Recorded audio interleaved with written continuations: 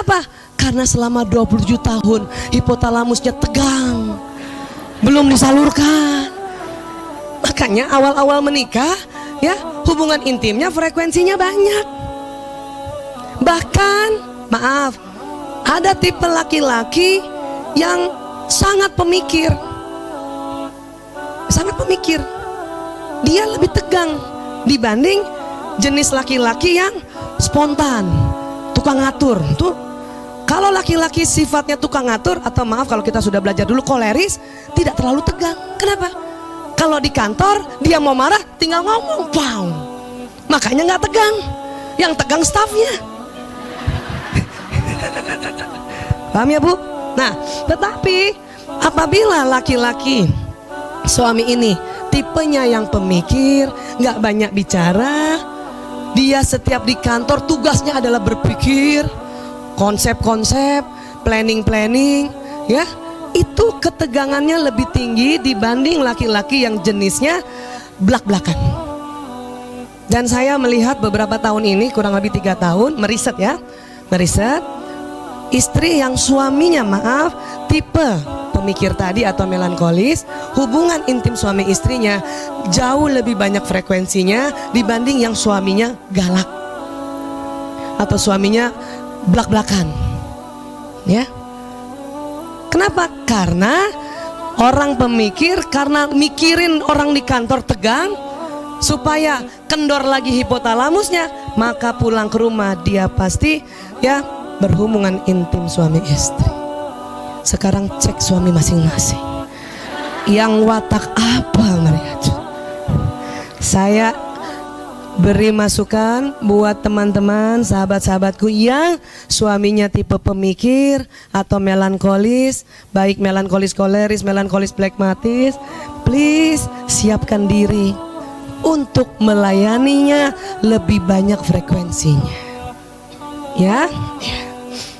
Nah, sekarang kenapa Bu Aisyah bilang pas mau menopause sudah mulai di titik rela berbagi? Karena kita udah capek juga. Hormonnya berkurang. Perempuan mau menopause, hormon perempuan estrogen progesteron berkurang, bahkan nanti nggak ada. Siapa sudah menopause Bu? Rasa nggak? Dulu hormon estrogen progesteron itu membuat, punten maaf ya, salah satunya adalah panggul kita tuh kuat. Kenapa? Untuk ya menampung janin, dan punten untuk juga melayani suami. Makanya panggul kuat. Sekarang siapa umur 45 nih? 45 sampai 50 katakan. Nah itu kan sudah pramenopause kan? Mulai berkurang tuh. Jangankan maaf, jangankan hamil lagi, jangankan layanin suami, naik tangga aja udah.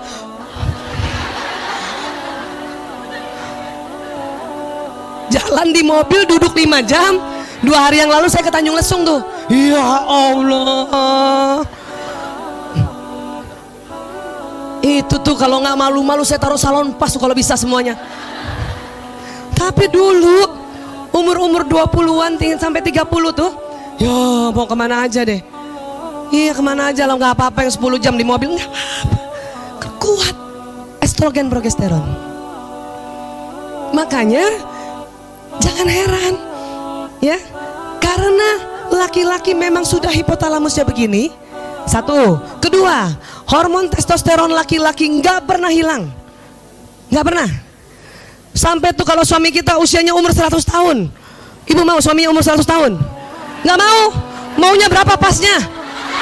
100 tahun nggak mau. Kenapa 100 tahun? Nggak mau 100 tahun. Oke, pasnya berapa maunya?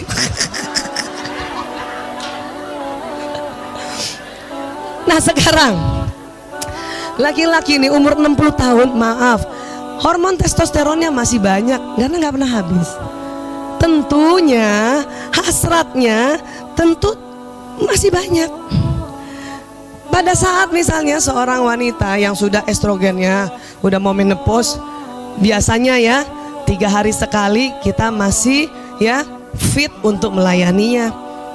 Tetapi ya kalau sudah nanti mulai masuk menopause itu, ya Ya Allah, 3 minggu sekali. Itu juga udah pakai gerakan Kegel, latihan. Tuh kan, sama tuh ada tuh. Udah pakai gitu aja ya, kuatnya cuma 3 minggu sekali. Makanya saya memahami ini dengan kesadaran tinggi. Oh, pantesan ya, seandainya seorang istri yang sudah ya jarang frekuensinya melayani suaminya dalam hubungan intim ya. Kalau siapin makan minum kan masih aja bisa ya. Iya, tidak sanggup lagi 3 hari sekali, maka itu tadi, rela berbagi, carikan backupnya. Gitu. Nggak, saya mau bilang bahwa syariat Islam itu keren banget, luar biasa. Siapapun yang bilang poligami itu anti, bodoh banget. Ya, tapi itu sampaikan sama suami. Saya begitu, saya jujur, ayah, saya paham sekarang kenapa boleh poligami itu oleh Islam. Oh, dia bangga banget. Hah? Hah? Kamu? Iya, paham. Ya Allah, katanya. Untung kamu belajar neuroscience. Iya, cuman sampai difaham aja. Belum mau diaplikasikan.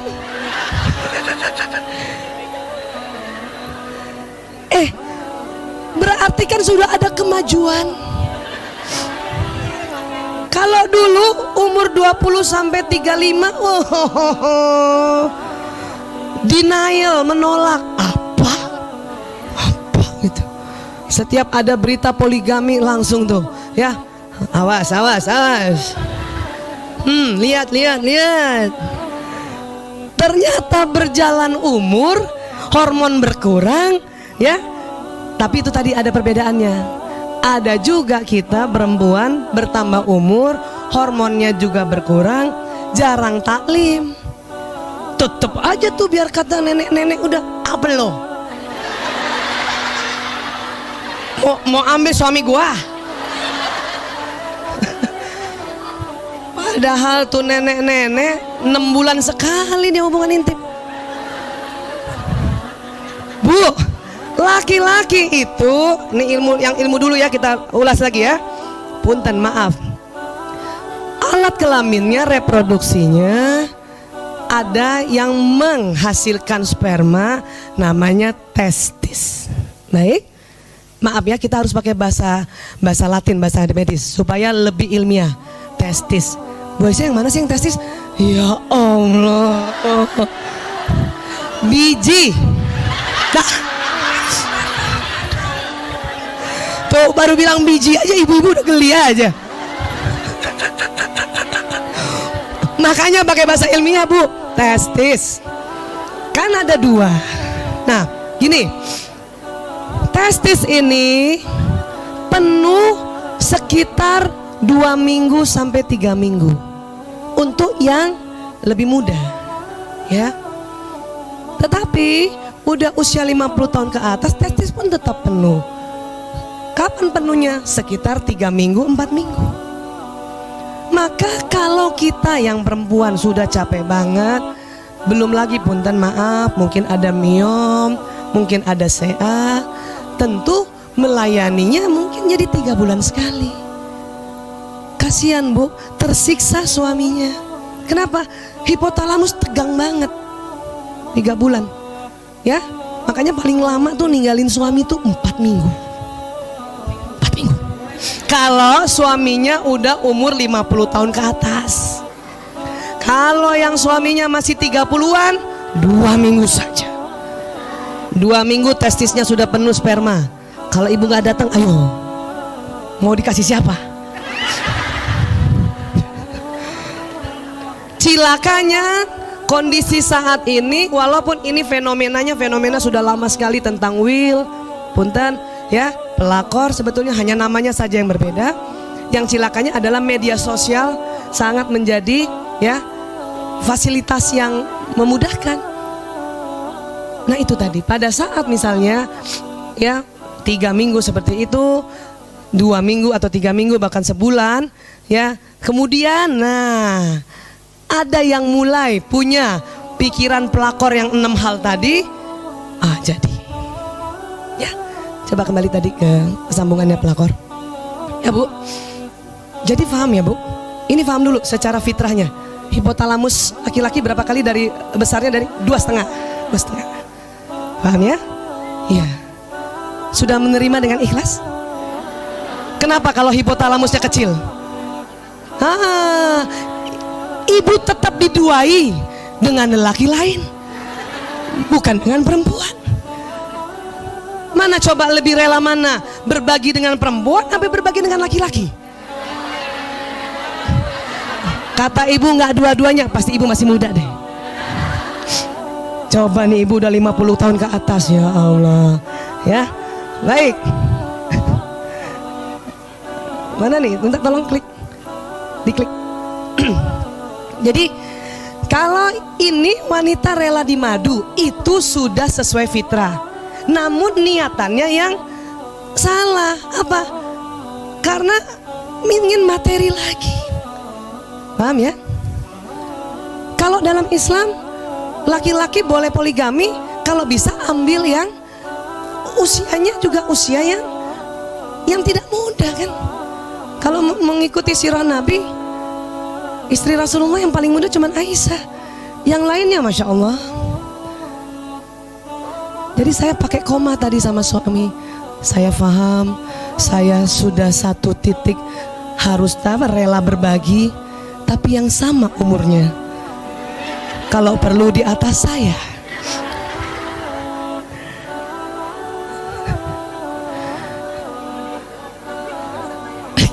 Kata ibu sama juga bohong. Enggak sih Bu, enggak juga.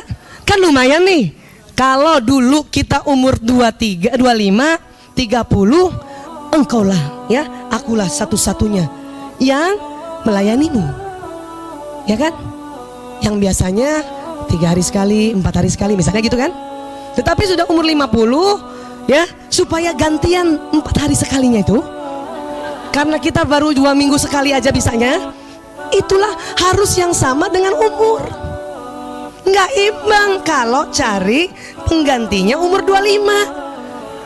Maka kita yang tersingkirkan, karena si 25 itu bisa 2 hari sekali, 3 hari sekali. Kapan bagian yang pertama? Itu makanya itulah hikmah dari Rasulullah ya, diperintahkan Allah, saya kasih tahu ya, diperintahkan Allah mencari istrinya di usia tua semua. Supaya apa? Supaya imbang kekuatannya ya. Tapi ya Siti Aisyah radhiyallahu an itu hikmahnya lain lagi. Karena beliau masih muda, diharapkan bisa menyerap apa kata-kata Rasulullah, apa tindakan Rasulullah, apa kebijakan dan keputusannya. Kenapa? Memang harus lebih fresh. Kalau yang sudah 55 tahun ya, tar dulu tadi Nabi ngomong apa ya? Mandi junub berapa kali lagi? Paham Bu? Ya, nggak mudeng ya. Iya. Oke, sekarang wanita yang menganggap bahwa definisi pria yang baik adalah pria yang mau memanjakan pasangannya, terutama dari segi harta, selalu diberi kejutan. Ini kurang materi yang berlimpah. Kembali lagi, apa niatannya? Harta. Punten, maaf. Saya sering lihat juga tuh, kalau maaf ya, selebriti gitu ya, kemudian suaminya kena pelakor. Saya lihat tuh ya, dia tuh yang sang pelakor tuh, kalau dia foto-foto di Instagramnya, dia bangga banget, dia peluk suami orang, tapi sebelahnya tenteng apa? Tas, Louis Vuitton, Gucci gitu. Jadi kalau udah diberikan harta baru dia peluk, ini kelihatan banget itu. Kalau ada yang kayak gitu tuh pelakor tuh, pelakor. Ya, pelakor. Lain halnya kalau punten seorang wanita sudah janda, dicerai pisahkah atau cerai meninggal, kemudian dia cuman hidup seperti biasa, sederhana. Kemudian ada ya laki-laki lain yang tentunya faham bahwa sudah tidak punya istri, apakah dia duda, apakah lajang tua, mau meminangnya. Si perempuan ini bukan kategori pelakor karena tidak ada niatan untuk harta, dan dia tidak bersolek-solek sengaja ya menggoda, bukan. Paham ya Bu sampai sini? Karena ini harus ngerti pelakor tuh kayak apa kategorinya. Jangan ada tetangga kita janda baik-baik dipinang laki-laki terus kita bilang pelakor, bukan. Ini nggak boleh salah ini, ya. Pelakor biasanya adalah orang terdekat di sekitar kita. Satu, karyawati dari bos di tempat kerja, ya. Teman sekerja dari suami, sahabat terdekat yang tega menikung dan menggoda suami. Saya 3 tahun ada kasus gitu banyak banget, ya. Teman sekolah atau kuliah suami waktu lampau, CLBK. Ini banyak sekali gara-gara apa? Cuman unik-unik ini. Kalau CLBK itu nggak mesti niatannya harta, tetapi itu hanya karena memori. Bu, kita nggak bisa buang memori kita terhadap waktu kita masih kecil. Ya Bu, Ibu pernah reuni nggak? Reuni biasa aja. Saya saja, ada teman-teman dari Al-Azhar nggak sini? Saya saja udah umur segini 50 tahun reuni sama anak-anak SMA Al-Azhar gitu ya. Itu nggak rasa umur 50 tahun. Merasa kayak waktu kita SMA. Kenapa? Itu namanya inner child. Ya, di dalam otak kita ada masa kecil kita. Waktu TKK, waktu SD, waktu SMP, SMA. Maka pada saat ketemu orang yang sama, ya, dan punya memori yang sama, inner child-nya nyala. Hanya merasa kita kayak dulu. Walaupun kalau kita lihat orang-orang reuni, kan saya sering lihat juga orang-orang reuni, kadang-kadang geleng-geleng kepala. Udah pada keriput masih loncat-loncat. Rode gitu. Tapi saya paham itu inner child, ya Bu. Nah, pada saat yang waktu SMA sudah mulai ya, maaf, pacaran, walaupun nggak boleh kan sebetulnya, cuman pasti juga ada yang menyimpang gitu kan, udah mulai pacaran. Jadi waktu ketemunya itu yang jalan memori, jadi tetap dia ngelihat kayak dulu, padahal ya Allah tuh uban ya. Tapi terkadang supaya mengkamuflasekan ini semua, apa dibilang? Seorang perempuan lihat CLBK-nya yang laki-laki gitu udah beruban, kamu tambah gagah ya beruban. Sadap. Kamu berasa banget. Ya. Kalau yang laki-laki lain lagi. Kamu tambah berisi. Bilang aja gendut.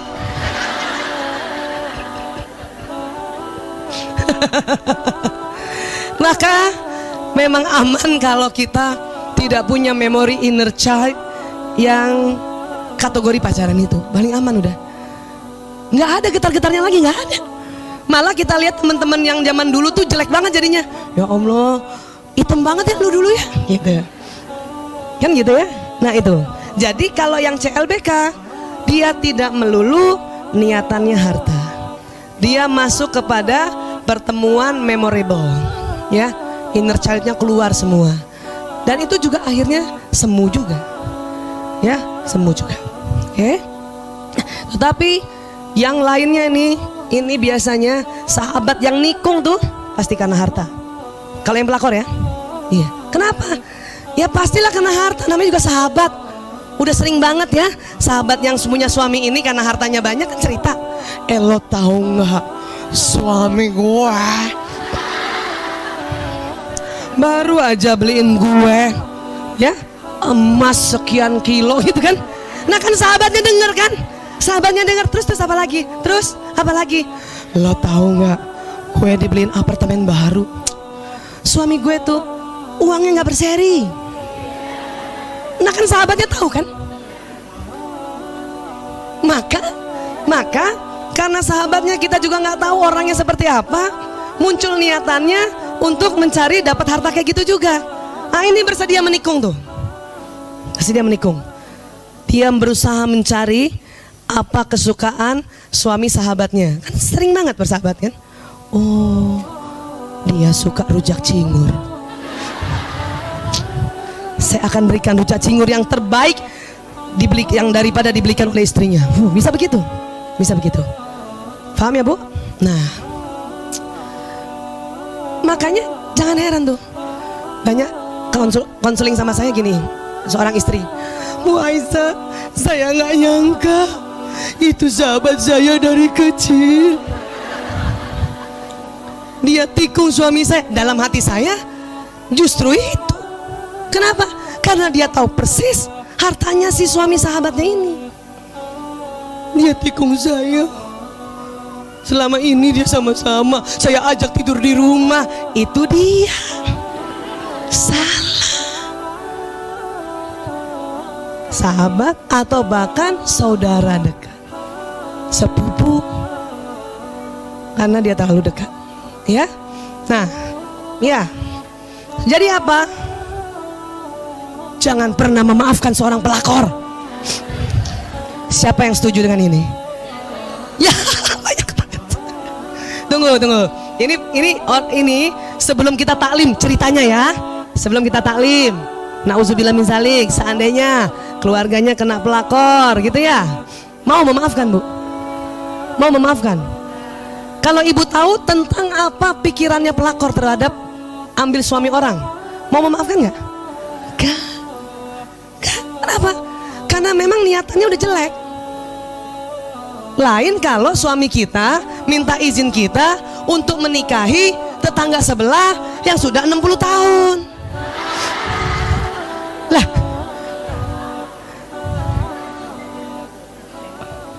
kalau ada yang kayak gitu, ya Allah, saya datang tuh ke nikahannya tuh. Kenapa? Kagum aja. Dan istrinya izinin. Nah itu lain.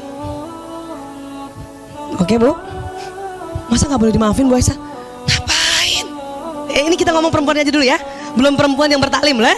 Nah, itu beda soalnya. Karena kalau sudah bertaklim ada kemajuan. Ngapain?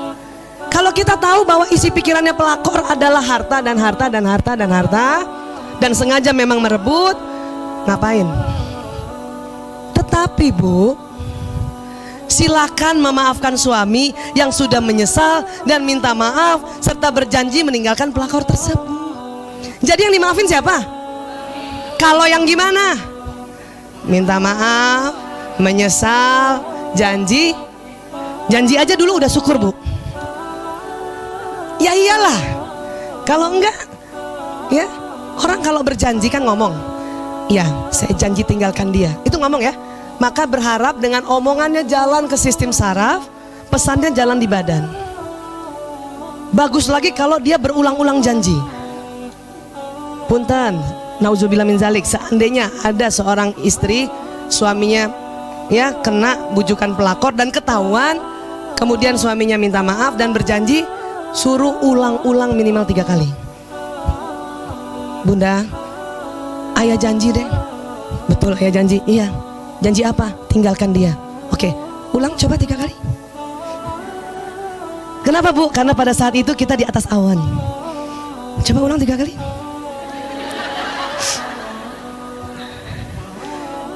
Insya Allah saya janji tinggalkan wanita itu. Sebut wanita yang mana coba. Saya tinggalkan Fulana binti Fulan itu ya. Sekali lagi Mas, sekali lagi. Pakai bismillah, bismillahirrahmanirrahim. Insya Allah saya janji tinggalkan wanita itu yang bernama Fulana binti Fulan. Oke, one more. Kenapa 3 kali? Setiap sebutan ulang-ulang 3 kali pada saat yang bersamaan, dia jalan di badan kita lewat sistem saraf, terekam oleh memori badan. Itu dalam Islam kenapa kita setiap doa atau di dalam sholat dibaca 3 kali. Itu udah diteliti oleh ilmu neuroscience. Ya, iya. Tapi apakah itu permanen, Bu Aisyah? Enggak permanen. Buktinya dalam sholat kan kita 5 kali. Ya, ngulang-ulang kan 3 kali juga kan? Iya. Kalau permanen kita pasti sholat sekali aja tuh. Kenapa? Allah tahu tubuh manusia nggak bisa mengatakan sesuatu cuman sekali aja, nggak bisa. Makanya suruh ulang. Cuman jangan juga suruh sehari 5 kali dia ngomong. Dia akan pergi tinggalin kita. Ulang aja per 1 bulan. Ya, 1 bulan. Mas, ya, aku pengen denger lagi dong janji kamu. Yang mana? Yang janji kemarin 1 bulan. Oh, saya meninggalkan wanita itu. Bukan, apartemen. Karena janji benda juga, kalau nggak diulang-ulang dia lupa. Siapa pernah suaminya janjiin lupa mulu? Karena nggak diulang 3 kali dalam waktu yang sama. Mulai sekarang suami kita janji apapun suruh ulang 3 kali ya. Kalau ditanya jangan ceritakan bahwa saya ngajarin. Bilang, kasih contoh. Buktinya setiap doa dalam sholat diulang 3 kali. Itu berarti ya akan menjadi sesuatu yang betul-betulan. Nah gitu. Karena betul itu. Oke? Iya. Anak-anak juga gitu. Bu, aku janji sekolah lebih awal dan masuk tepat waktu. Oh, alhamdulillah. Coba ulang lagi. Ulang lagi. Insya Allah aku janji ya masuk sekolah tepat waktu, berangkat lebih awal. Wah, keren. Lagi nak. Jadi minta ulang 3 kalinya juga yang cantik. Jangan ulang 3 kali. Cepat. 1. Jangan begitu. Cari yang cantik. Cantik. Kita bisa kok, Bu. Kita perempuan itu diciptakan Allah, mukanya bisa berubah. 10 detik aja 6 kali. Jadi biar cantik. Tapi apakah itu bukan ikhlas? Bukan. Memang potensi kita merubah muka ya. Oke. Wah, pernah nggak ibu lagi telepon ya? Iya, assalamualaikum, waalaikumsalam. Gimana bu? Ya, iya kan anaknya ribut kan. Terus padahal kan orang di telepon nggak lihat mukanya kan? Oh ya.